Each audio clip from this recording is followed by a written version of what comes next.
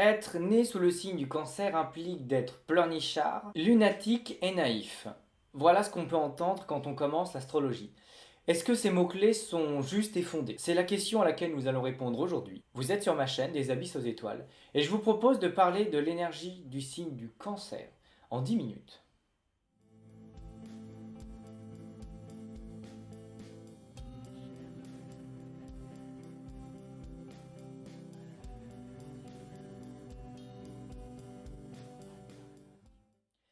Premièrement, pour comprendre un signe, il faut regarder la période de l'année dans laquelle il se situe, c'est-à-dire quand est-ce que le soleil entre dans ce signe et quand est-ce qu'il en ressort.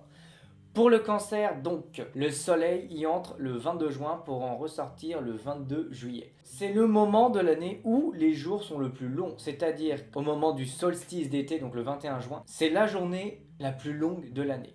Et c'est cette journée qui va inaugurer l'entrée du soleil dans le signe du cancer. Le mois de juillet est intéressant car pour notre calendrier scolaire, c'est le début des vacances, c'est le moment où on est dans la prise, où on peut commencer à devenir feignasse. Pour le vigneron, c'est important car c'est l'été qui va amener tout le sucre présent dans le raisin et qui va permettre la fermentation en tonneau. L'animal est intéressant, alors le crabe, en sachant que pendant longtemps, c'était l'écrevisse qui représentait le cygne. Mais un petit détail va tout faire changer, c'est que le crabe avance de travers et que la carapace du crabe est beaucoup plus épaisse. Pourquoi ça va changer beaucoup? Car là où le bélier fonce tête la première, le crabe ne recule pas, mais il avance pas non plus.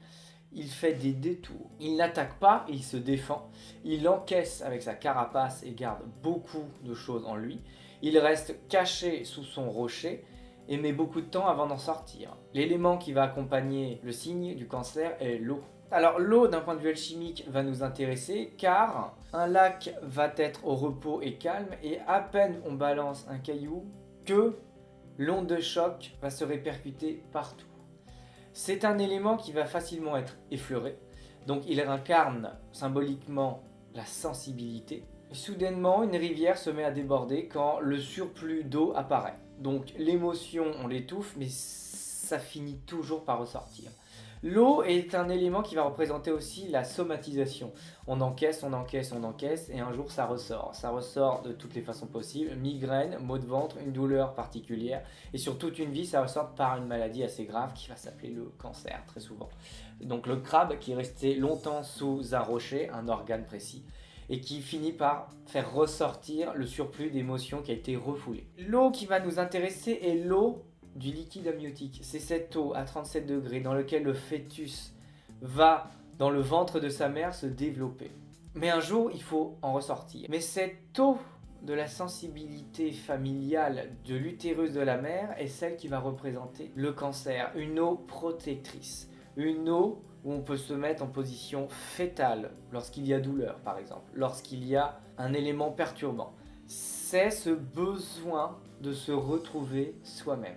La partie du corps qui représente le cancer est l'estomac. Le nourrisson après l'accouchement n'a pas de dents, donc le premier organe qui va être en contact avec le lait maternel est l'estomac. Donc il y a la langue avant, certes il y a la bouche, il y a le palais, mais c'est l'estomac qui va devoir commencer cette phase de digestion. Et il n'y a pas les dents pour pouvoir avoir de l'aliment solide. Ensuite, les dents apparaissent et c'est le palais, les mâchoires, les dents qui vont mâcher le travail pour l'estomac. Les expressions nous aident souvent à comprendre aussi les organes pour l'homme zodiacal. Quand on pense à l'estomac, qu'est-ce qu'on a comme expression? Avoir un nœud à l'estomac ou ne pas avoir digéré ce qui a été dit ou ce qui s'est passé. On est là encore sur une notion de somatisation et de refoulement des émotions. Le cancer, le crabe avec sa carapace reçoit une information, donc l'eau, son élément, remue, et lui, il garde tout sous sa carapace. Et un jour, et donc il ne digère pas cette info, et c'est l'estomac donc qui prend symboliquement. Il a un nœud donc à l'estomac. La planète, alors l'astre dans son cas, le cancer est gouverné par la lune qui maîtrise la montée des eaux, de la sève. La lune, nous ne pouvons la voir que par le reflet du soleil. Le soleil, on le voit constamment, il libère une énergie, on la reçoit.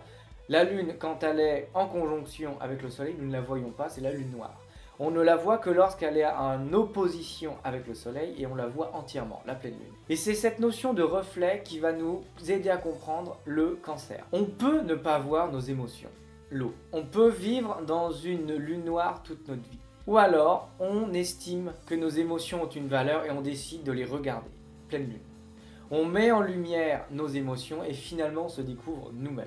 Un mythe qui va nous aider à comprendre le cancer, donc on ne va pas parler de Sénélé ou d'Artémis, on va se pencher sur Oedipe, celui qui est devenu roi et qui a épousé sa mère et tué son père, sans le faire exprès. On connaît Oedipe, on va pas faire le mythe, il est très long. Il y a deux éléments à retenir, c'est qu'à sa naissance, l'oracle va annoncer la destinée suivante aux parents d'Oedipe.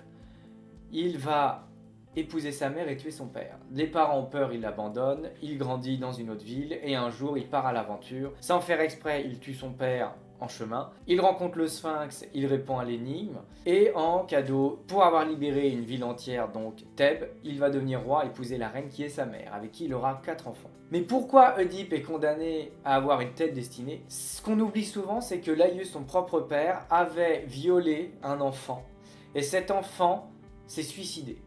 Donc les dieux ont maudit Laïus et sa descendance, et c'est Oedipe qui va prendre pour les erreurs de son père. Et c'est cette notion d'héritage que le cancer vient travailler. Le cancer nous rappelle que nous sommes des héritiers. Le cancer nous rappelle que tant qu'un problème n'a pas été résolu dans notre famille, nous en sommes les premiers héritiers. Donc une colère qui n'a pas été digérée par nos parents, nous arriverons automatiquement dans ce monde en colère. Une tristesse que nos parents n'ont pas extériorisé, qu'ils ont gardé pour eux, le cancer avec sa carapace va intérioriser pour ses propres parents. C'est pour ça que la carapace est très importante, c'est que non seulement le cancer garde ses émotions pour lui, mais il garde tout ce qui n'a pas été travaillé par ses ancêtres. Le signe du cancer doit donc extérioriser, mettre en lumière comme la lune se met en lumière les nuits de pleine lune, tout ce qui n'a pas été travaillé, tout ce qui a été intériorisé, tout ce qui a été somatisé. Il doit, là où ses ancêtres ont marché de travers, aller de l'avant et marcher droit. Un autre mythe qui peut nous aider, c'est aussi Narcisse qui tombe amoureux de son propre reflet dans l'élément de l'eau. L'élément revient une fois encore, car l'élément peut être miroir. Narcisse nous apprend à nous regarder nous-mêmes. Donc dans l'eau en plus, il nous apprend à nous regarder dans nos émotions. Geste banal au quotidien, je peux voir quelqu'un balancer son mégot par terre. Il y en a, ça ne les touche pas, mais il y en a qui se mettent en colère pour ça. Si vous faites partie de ces personnes qui se mettent en colère pour ce geste, ça veut dire que vos émotions vous reflètent. Cette colère est la vôtre, alors que le voisin, lui qui a vu ça, en a rien à faire. Par contre, quelqu'un peut voir une voiture tunée, dire c'est magnifique, ça lui provoque beaucoup de joie, là où vous, ça ne vous parle pas. Vos émotions vous reflètent, comme la lumière du soleil fait refléter la lune. C'est ça le message du cancer. Vos émotions sont légitimes. La tristesse est légitime. La colère est légitime. Cette joie est la vôtre. Ces émotions ne sont pas à la personne d'en face, mais à vous. Il faut se regarder soi-même dans l'eau. Et c'est ça le message de Narcisse. C'est ça le message du cancer. Donc le cancer est gouverné par la lune. Ce qui va nous intéresser, c'est son maître ésotérique. Le cancer est accompagné par la lune toute sa vie pour atteindre le maître ésotérique, c'est-à-dire Neptune. Planète invisible à l'œil nu, on ne la voit pas. Planète la plus loin de notre système solaire. Neptune, mythologie, Poséidon, le seul dieu qui aura dit « Pourquoi riez-vous de cette personne ?» On est dans une notion de compassion avec Neptune. Donc qu'est-ce qu'il faut faire? Quel est le travail du cancer? Reconnaître ses émotions.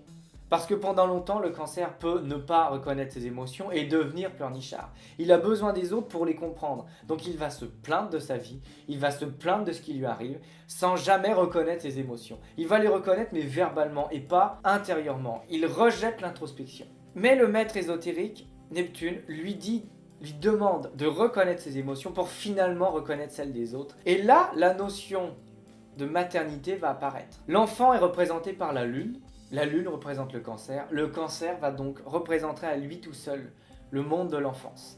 Donc qu'est-ce qui se passe? Soit le cancer refoule ses émotions et les extériorise à voix haute et donc se plaint, soit il va vouloir se guérir en maternant les autres. On a deux aspects avec la notion de maternité qui apparaissent pour le cancer.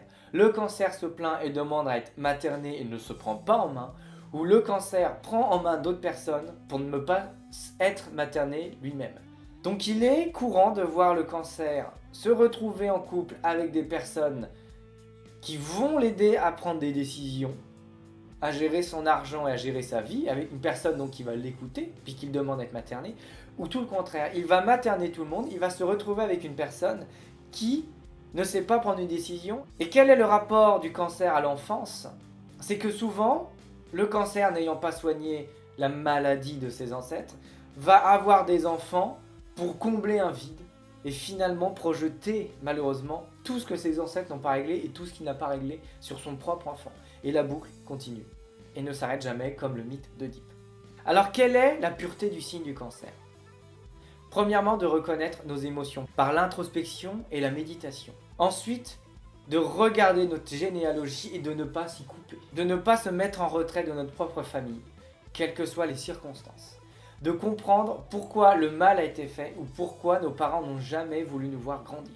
Et ensuite, la notion d'héritage ayant été comprise et assimilée, se dire est-ce que je peux être parent? Donc comme le cancer est gouverné par la lune, est-ce que je peux avoir des enfants pour donner un héritage? Ou avec le maître ésotérique du cancer, c'est-à-dire Neptune, est-ce que l'héritage ne se rapporte pas à l'enfant avec un E majuscule? Premièrement, l'enfant que j'ai été, donc l'enfant intérieur, mais aussi l'enfance actuelle. Tous les enfants qu'il y a dans le monde. Est-ce qu'on a quelque chose à donner à nos enfants? Quel héritage nous donnons à nos enfants? Quel est l'héritage que nous avons à donner aujourd'hui?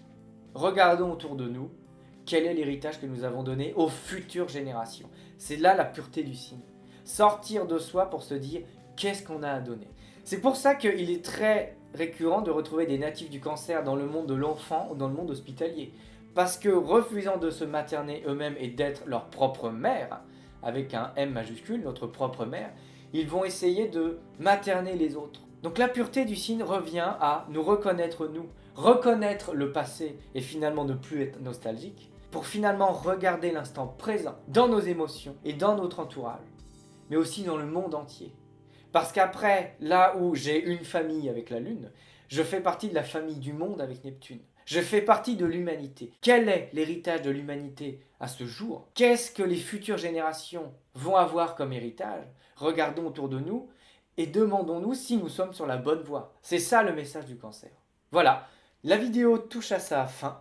Donc j'espère qu'elle vous a plu. J'espère que vous avez vu le signe du cancer autrement. Je vous souhaite une agréable journée et je vous dis à très bientôt. Merci à vous.